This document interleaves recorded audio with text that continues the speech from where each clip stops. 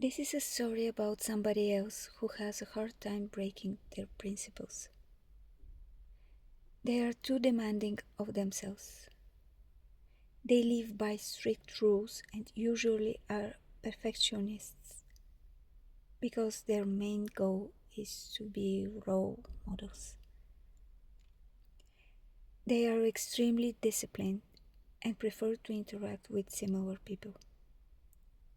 This approach usually costs them the joy of life and leads to a point where they forget to improvise. They believe that they always have to be right, and their strong personality has hard time accepting defeat. Some of them live in asceticism, avoiding the pleasures in everyday life. They forget how to enjoy themselves. They are constantly working on themselves only for the sake of achieving perfection. No matter what, they keep pushing themselves, chasing standards out of reach. They dedicate all their time to improvement. Slowly but surely, they become rigid. They lose their finesse. The question is why? What's the fear behind it? Rejection. By trying to be their best version, they hope they will be accepted, that they will be admired and loved. They fear that they are not good enough, that they don't deserve happiness. They are terrified that if someone sees them completely, they will never accept them because they are not perfect. Somewhere along the line, somebody made them believe that love has to be earned, that you have to work hard to have it in your life, that you have to perform at your best to be loved, that being open for your imperfections makes you weak, that if you show the world your flaws, it will never look back at you, that you will never be accepted in your authentic self,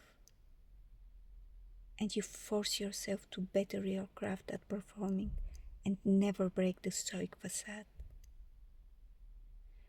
Rock water, number 27 in Edward's list, is the only non-floral element, and it is so fitting.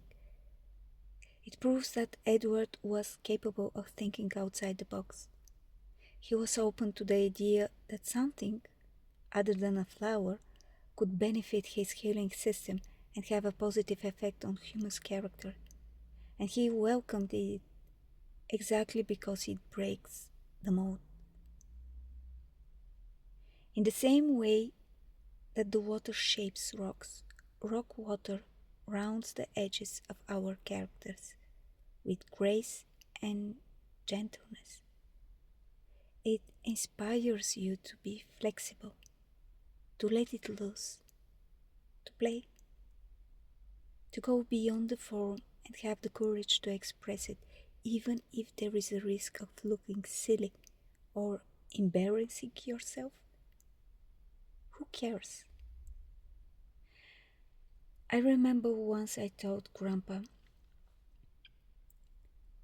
"It's so easy to be you. Look at you. You're so collected. You have so much confidence and peace. You always know the right answers.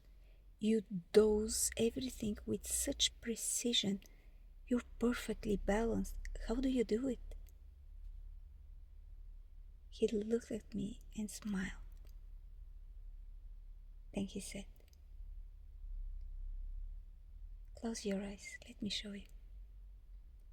And the moment I did, he touched my forehead with his fingers, and visions of him doubting, fearing, overthinking, overreacting flooded into my being. I opened my eyes, confused, looking into his, overwhelmed of what I've just experienced, and he said, "We are not different. I'm just accepting it."